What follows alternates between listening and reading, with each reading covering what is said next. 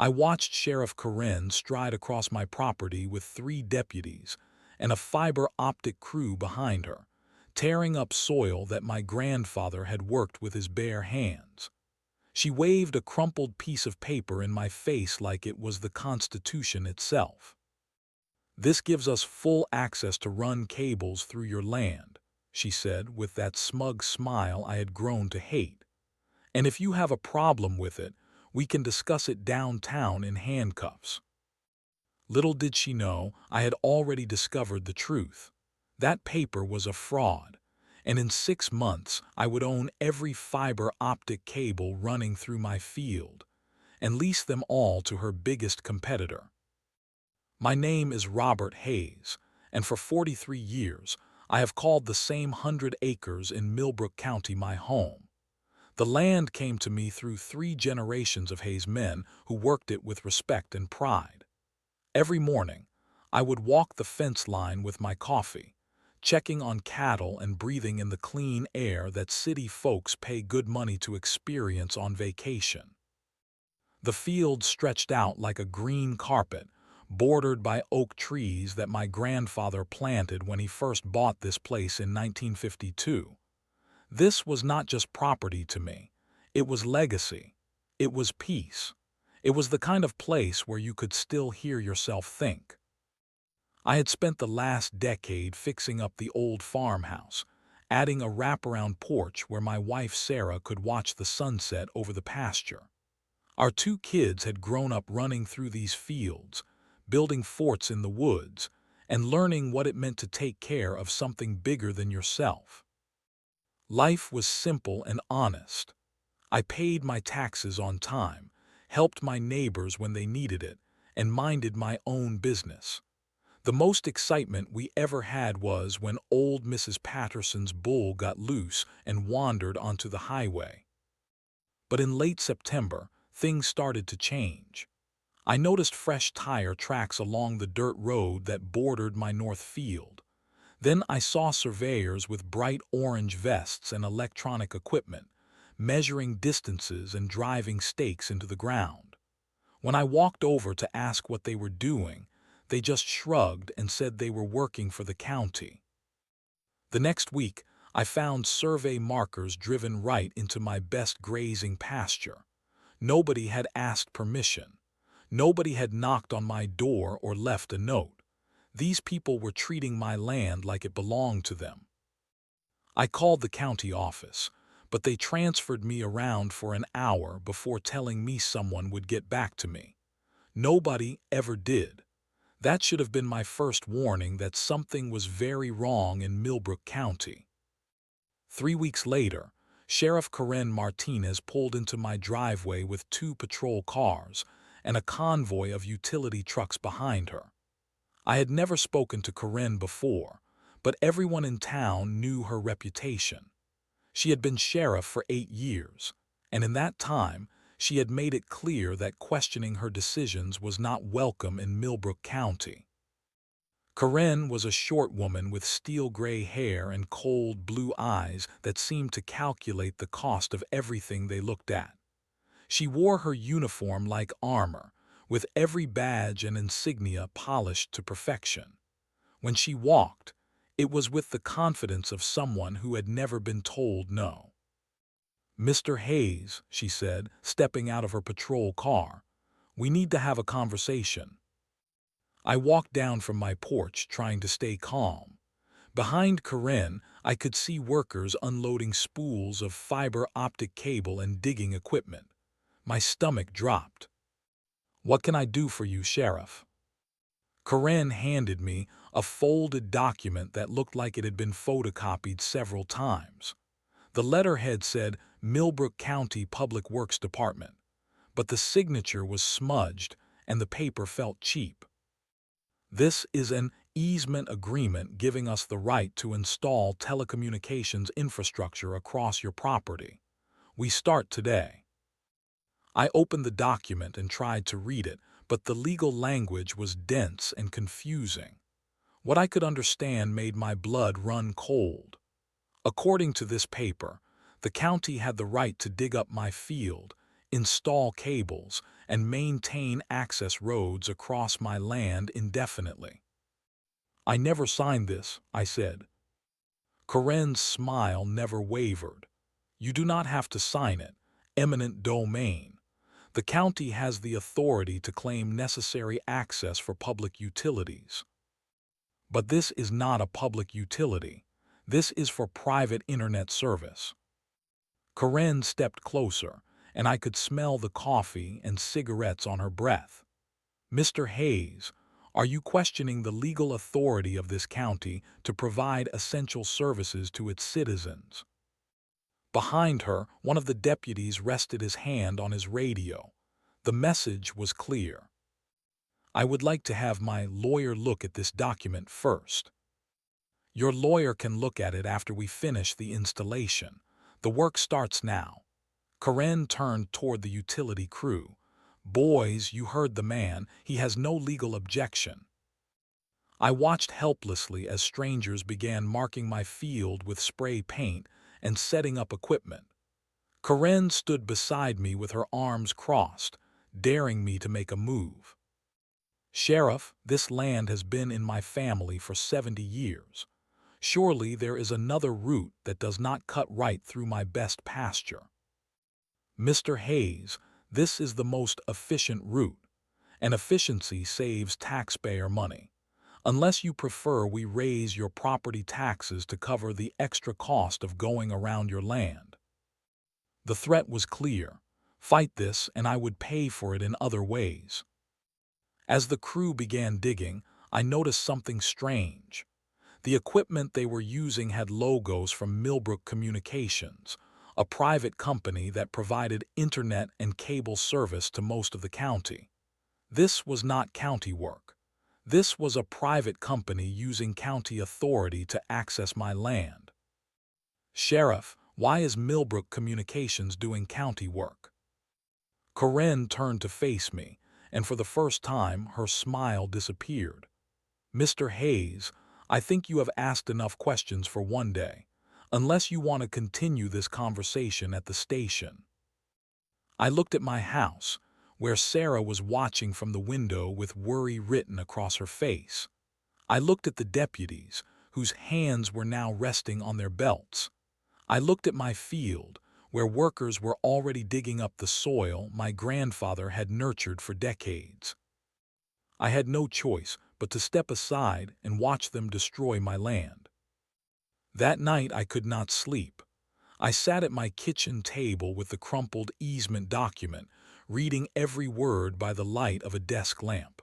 The more I studied it, the more problems I found. The document was dated 6 months ago, but I had never received any notice. The signature claimed to be from County Commissioner Bradley Walsh, but I had seen Bradley sign papers before, and this looked nothing like his handwriting. Most importantly, the legal description of my property was wrong. They had listed the wrong section and township numbers. The next morning, I drove to the county courthouse and asked to see the original easement filing. The clerk, a nervous young woman named Jennifer, searched through the records for over an hour. I am sorry, Mr. Hayes. I cannot find any easement agreement filed for your property. But they are digging up my field right now based on this document. Jennifer looked at the paper I handed her and frowned. This is not our standard easement form, and this is not Commissioner Walsh's signature. My heart started racing. Are you saying this document is fake? I am saying it was not filed through proper county channels. You might want to speak with Commissioner Walsh directly. I found Bradley Walsh at the coffee shop on Main Street, where he held unofficial office hours every Tuesday morning. Bradley was a good man who had grown up in Millbrook County and genuinely cared about doing right by his neighbors. Robert, good to see you. I heard Corinne was out at your place yesterday. Bradley, did you sign an easement agreement allowing the county to run fiber optic cables through my property? Bradley nearly choked on his coffee. Hell no, I did not. The county does not own fiber optic infrastructure. That would be handled by private telecommunications companies, and they would need to negotiate directly with property owners. I showed him the document, and his face turned red with anger. This is not my signature, and this is not our letterhead. Someone forged county documents. Why would Sheriff Karen present this as legal authority? Bradley leaned across the table and lowered his voice. Robert, there are some things happening in this county that do not sit right with me. Karen has been pushing hard for telecommunications expansion, and she seems to have very close relationships with certain private companies. What do you mean? I mean Karen's husband works for Millbrook Communications as a regional manager, and Karen herself sits on the board of directors for the Millbrook County Development Authority, which has been very generous in approving zoning variances for telecommunications projects. The pieces started falling into place. Karen was not enforcing county authority. She was using her badge to help her husband's company access private property without paying for easement rights. Bradley, what can I do about this? You need to document everything. Take pictures of the work being done. Keep copies of all paperwork. And you might want to talk to a lawyer who specializes in property rights. That afternoon, I called every lawyer in Millbrook County. Most of them were too busy to take my case. The few who were willing to meet with me all said the same thing. Fighting Sheriff Karen was a dangerous proposition in a small county where she had significant political influence. Finally, I found a lawyer in the state capitol who was willing to listen. Attorney Janet Morrison had built her career fighting government overreach and property rights violations. Mr. Hayes, based on what you have told me, it sounds like someone is using fraudulent documents to steal property rights. That is not just a civil matter. That is criminal fraud. What should I do? Document everything, and start looking into Sheriff Karen's other activities. If she is doing this to you, she is probably doing it to other property owners as well. That night, I began my real education in corruption, fraud, and the abuse of power in small-town America. Over the next month, I became a man on a mission. Every evening after work, I drove around Millbrook County looking for other properties where fiber optic cables had been installed recently. What I found made my blood boil. Karen had been running the same scam across the county for over 2 years. I found at least 6 other property owners who had been presented with the same fraudulent easement documents. Most of them had been too intimidated by Karen's badge to fight back. I started keeping detailed records in a notebook that I hid in my barn. I photographed the work being done on my property, documented every conversation with county officials, and collected copies of all the fraudulent paperwork. I also started researching telecommunications law and property rights. What I learned was eye-opening. Telecommunications companies do have the right to install infrastructure for public benefit, but only after following strict legal procedures. Property owners must receive proper notice, fair compensation, and the right to contest the action in court. None of that had happened in Millbrook County. I also discovered that property owners retain certain rights even after easements are granted. In particular, if the original easement was obtained through fraud, the property owner could potentially void the agreement and take control of any infrastructure installed on their land. That was when I had my first truly devious thought. If Karen wanted to play games with fraudulent documents and abuse of power, maybe it was time to play the game better than she could. I started researching Millbrook Communications and learned that they were facing serious competition from a new company called FiberLink Solutions. FiberLink was offering faster internet service at lower prices, but they were having trouble expanding into Millbrook County because they could not get access to key properties. I also learned something very interesting about fiber optic cables. Once they are installed, they become part of the property owner's real estate unless there is a valid easement agreement in place. Since Karen's easement was fraudulent, I technically owned every cable that had been installed on my land. I called FiberLink Solutions and spoke with their regional expansion manager, a sharp woman named Lisa Chen. Ms. Chen, I own property in Millbrook County with existing fiber optic infrastructure. Would your company be interested in leasing access to those cables? There was a long pause on the phone. Mr. Hayes, are you saying you have fiber optic cables on your property that are not currently under exclusive contract? That is exactly what I am saying. We would be very interested in discussing a lease agreement. Fiber optic infrastructure is expensive to install, and if we could lease existing cables, it would save us hundreds of thousands of dollars in construction costs. We arranged to meet the following week.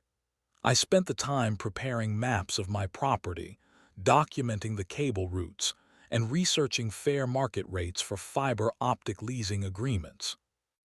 I also did one more thing. I hired a private investigator to look into Sheriff Karen's finances and business relationships. If I was going to war with a corrupt sheriff, I needed to know exactly how deep the corruption went. The investigator's report arrived 3 days before my meeting with FiberLink. What I read made me realize that Karen's fiber optic scam was just the tip of the iceberg. She had been using her position to benefit her husband's company in dozens of ways, from favorable zoning decisions to county contracts awarded without proper bidding. But the most interesting discovery was that Karen's authority to make these deals was not as solid as she pretended.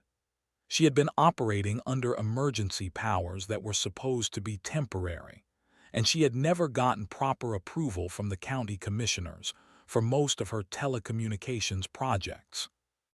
Armed with this information, I walked into my meeting with FiberLink feeling confident for the first time in months.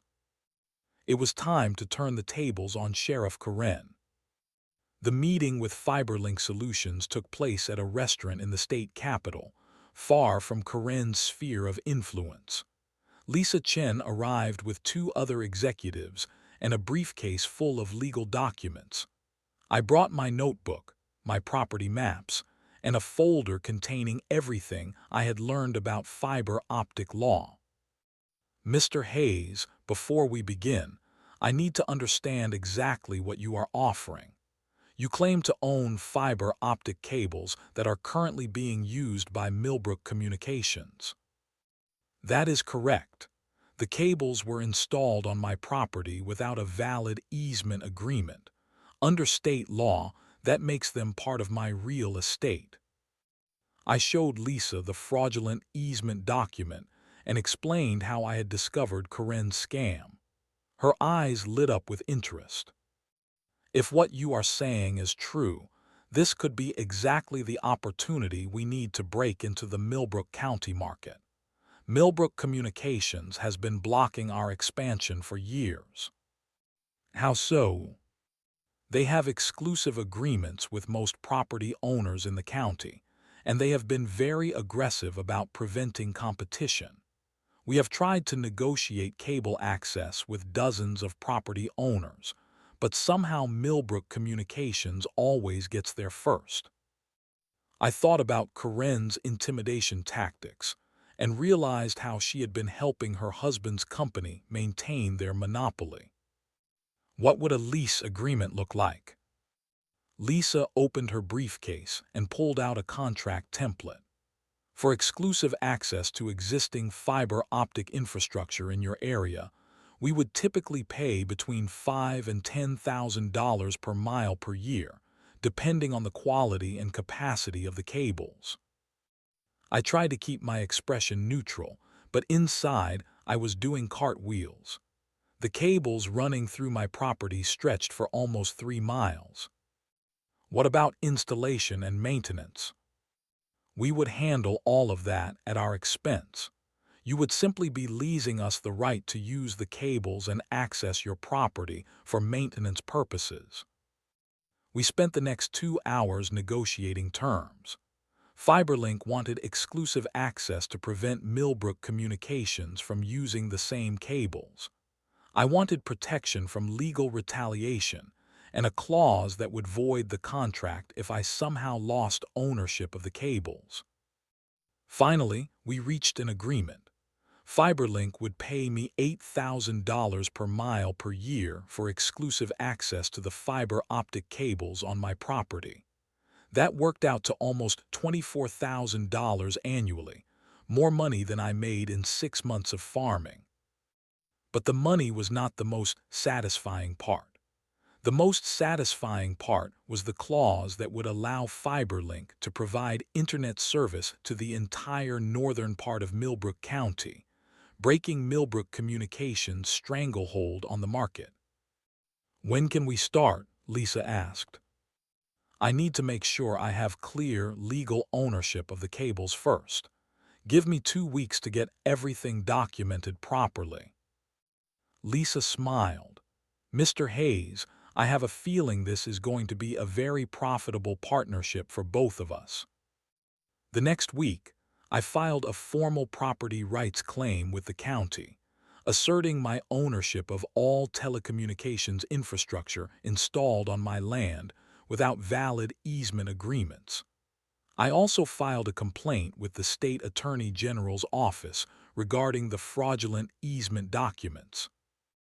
Attorney Morrison helped me prepare all the paperwork, and she was optimistic about our chances. "Robert, you have documented clear evidence of fraud and abuse of power. The state takes these kinds of property rights violations very seriously." I also took one more precaution. I hired a surveyor to formally map the exact location of every fiber optic cable on my property, and had the results certified by the county assessor's office. When Karen found out what I was doing, I wanted to make sure I had every legal advantage possible. 2 weeks later, Fiberlink Solutions signed the lease agreement and paid me the first year's fees in advance. They also began preparing to install their own equipment to connect with the existing cables. I deposited the check and sat on my porch that evening, watching the sunset over the field where Karen had humiliated me just 2 months earlier. Tomorrow, I would let Sheriff Karen know that the game had changed. I did not have to wait long for Karen's reaction. 3 days after Fiberlink began installing their equipment, she roared into my driveway with 4 patrol cars and a tow truck. This time, she was not smiling. "Hayes," she shouted before she was even out of her car, "what the hell do you think you are doing?" I walked down from my porch slowly, holding a folder containing all my legal documents. Behind Karen, I could see neighbors gathering at their fences to watch the commotion. Mrs. Patterson was recording everything with her phone. "Good morning, Sheriff. What can I do for you?" "You can explain why there is unauthorized equipment connected to county telecommunications infrastructure." "Actually, Sheriff, it is not county infrastructure. According to my property deed and the lack of any valid easement agreement, those cables belong to me." Karen's face turned bright red. "Like hell they do. I have the easement agreement right here." She waved the same fraudulent document she had shown me months earlier. But this time, I was ready for her. "Sheriff, I have some questions about that document. First, why was it never filed with the county clerk's office? Second, why does Commissioner Walsh say he never signed it? And third, why does the legal description of my property contain the wrong section and township numbers?" Karen's confident expression faltered for just a moment, but she quickly recovered. "Mr. Hayes, you are interfering with official county business. I can have you arrested right now." "On what charges?" "Destruction of public property, theft of services, interfering with government operations." I opened my folder and pulled out a certified copy of my property rights claim. "Sheriff, I filed this document with the county last week, asserting my legal ownership of all telecommunications infrastructure installed on my property without valid easement agreements. The county attorney's office has reviewed it and found no legal objections." Karen snatched the paper from my hands and read it quickly. I could see her mind racing as she realized how carefully I had prepared my legal position. "This is ridiculous. You cannot just claim ownership of infrastructure installed by private companies." "Actually, Sheriff, under state law, that is exactly what I can do when the infrastructure was installed through fraudulent documentation." By now, a small crowd had gathered. I recognized several other property owners who had been victims of Karen's scam. They were watching with great interest as their intimidating sheriff faced legal challenges she could not simply brush aside with threats of arrest. Karen tried a different approach.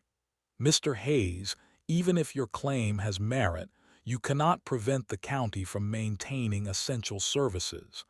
I can invoke emergency powers if necessary." "Sheriff, I am not preventing anyone from maintaining essential services. I am simply exercising my property rights by leasing access to private infrastructure located on my land. FiberLink Solutions has the exclusive right to use these cables, and they are providing excellent service to the community." "FiberLink Solutions?" Karen's voice cracked with surprise. "Yes, Sheriff. They are paying me $24,000 per year for exclusive access to the fiber optic cables on my property. It is a very fair market rate." The crowd murmured with approval. $24,000 was serious money in Millbrook County, and everyone could see that I had outmaneuvered Karen at her own game. Karen looked around at the gathered neighbors and realized that her usual intimidation tactics were not going to work with so many witnesses present. She tried one last threat.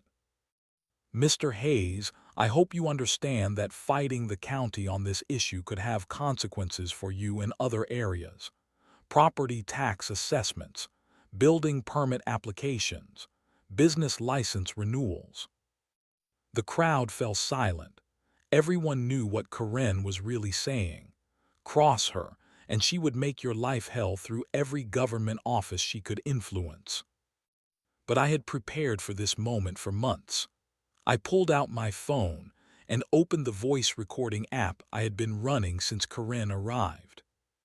"Sheriff, are you threatening to abuse your official position to retaliate against me for exercising my legal property rights?" Karen realized she had walked into a trap.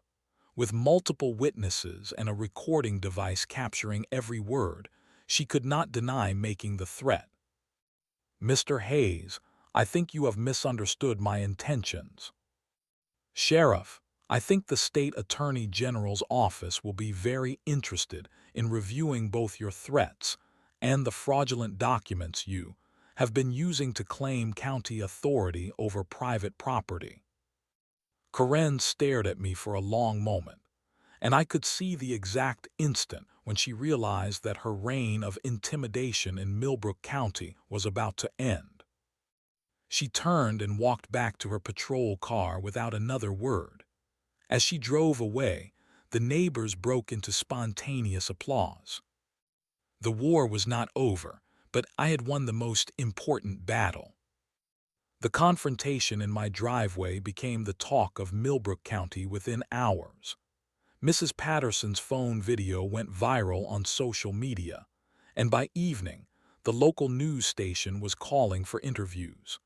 But the real action was happening behind the scenes at the county courthouse and the state attorney general's office. Commissioner Walsh called me the next morning, and he was furious. But his anger was not directed at me. "Robert, I just spent 3 hours with investigators from the state attorney general's office. They are opening a formal investigation into Sheriff Coren's use of fraudulent documents and abuse of power." "What did you tell them?" "I told them the truth. Corinne has been operating outside her authority for years, and the county commissioners were never properly informed about most of her telecommunications projects." Within a week, the investigation expanded far beyond my property. The state investigators discovered that Corinne had been running similar scams across 3 counties, always using the same fraudulent easement documents and always benefiting companies with connections to her husband. The financial scope of the corruption was staggering. Corinne had illegally seized property rights worth over $2 million, allowing private companies to avoid paying fair compensation to property owners. But the legal consequences were just the beginning. The social fallout in Millbrook County was even more dramatic. Property owners who had been intimidated by Corinne for years suddenly found their courage. A group of farmers filed a class-action lawsuit seeking damages for fraudulent easement agreements. The county council called for Corinne's resignation. The local newspaper, which had always been friendly to Corinne, published a scathing editorial calling for accountability and transparency in county government. Most satisfying of all, Millbrook Communications began losing customers to FiberLink solutions at an alarming rate. When word spread that FiberLink was offering better service at lower prices, and that choosing FiberLink was a way to strike back at Corinne's corruption, the company's monopoly crumbled almost overnight. Corinne's husband was quietly forced to resign from his position at Millbrook Communications. The company itself was facing potential criminal charges for knowingly benefiting from fraudulent government documents. 3 weeks after our confrontation, Corinne accepted a plea bargain that allowed her to avoid prison time in exchange for her resignation from office and full cooperation with the ongoing investigation. She also agreed to pay restitution to all property owners who had been victimized by her scams. The new acting sheriff, Deputy Thomas Crawford, was a decent man who had been marginalized during Corinne's reign. One of his first acts was to review all of Corinne's telecommunications agreements and void any that had been based on fraudulent documentation. But the changes went deeper than just personnel. The county commissioners implemented new oversight procedures for all easement agreements. Property owners gained new rights to legal representation during eminent domain proceedings, and the state passed legislation making it a felony to use fraudulent government documents to seize private property rights. My phone rang constantly with calls from property rights attorneys, journalists, and other property owners who were facing similar situations. I had become an accidental expert in fighting government corruption, and people wanted to learn from my experience. The most rewarding call came from Attorney Morrison. "Robert, I want you to know that your case is being used as a model for property rights legislation in 4 other states. You have changed the law for thousands of property owners who will never know your name." Sometimes the most important victories are the ones that prevent future injustices from happening to people you will never meet. 6 months after Sheriff Corinne Martinez drove onto my property with her fraudulent documents and threats of arrest, I sat on my porch with the latest lease payment from FiberLink Solutions. $24,000, deposited directly into my account for the privilege of using cables that Corinne had intended to steal from me. The transformation of Millbrook County was remarkable. Property owners who had lived in fear of Corinne's retaliation were now actively participating in county government. The county commissioners were holding public hearings on all major infrastructure projects, and FiberLink Solutions had expanded their service throughout the region, bringing high-speed internet to rural communities that had been underserved for years. Karen herself had faded into obscurity. After resigning from office, she had moved to another state where nobody knew about her corruption scandals. Her husband had found work with a small telecommunications company that operated far from Millbrook County. They had lost their house, their savings, and their reputation, but they had avoided prison time. I felt no satisfaction in their personal destruction. My fight had never been about revenge against Karen as a person. It had been about protecting property rights and standing up to the abuse of government power. The real satisfaction came from the positive changes that had emerged from the conflict. FiberLink Solutions had hired 12 local workers and was planning to expand their regional headquarters to Millbrook County. Property tax revenues had increased due to improved telecommunications infrastructure, and several new businesses had relocated to the area specifically because of the improved internet service. Most importantly, the culture of intimidation that had dominated Millbrook County government for years was finally broken. Citizens who had been afraid to speak up against government overreach were now actively engaged in holding their elected officials accountable. Deputy Crawford, who had become the permanent sheriff after a fair election, stopped by my property regularly to check on things. Unlike Karen, he treated citizens with respect and viewed his job as protecting rights rather than intimidating people into submission. "Robert, I want to thank you again for what you did," he said during his last visit. Karen had created a culture of fear in this county. Officers were afraid to question her decisions, and citizens were afraid to report problems. You showed everyone that standing up to corruption is possible. "Tom, I was just protecting my property. I never intended to become a crusader for government reform." Sometimes the most important changes happen when ordinary people decide they have had enough of being treated unfairly. As I watched Tom drive away, I reflected on everything that had changed since that first day when surveyors appeared on my land. I had learned that government power unchecked by citizen oversight inevitably becomes government abuse. I had learned that corrupt officials depend on intimidation and fear to maintain their positions. And I had learned that sometimes the best way to fight injustice is to understand the law better than the people who are supposed to enforce it. The fiber optic cables still ran through my field, but now they carried data for a company that had earned the right to be there through fair negotiation and honest dealing. Every month, I received payment for the use of my land, and every month I was reminded that property rights mean nothing unless citizens are willing to defend them. Sarah and I still took our evening walks along the fence line, but now we could see FiberLink service trucks maintaining the equipment that had once been a symbol of government overreach.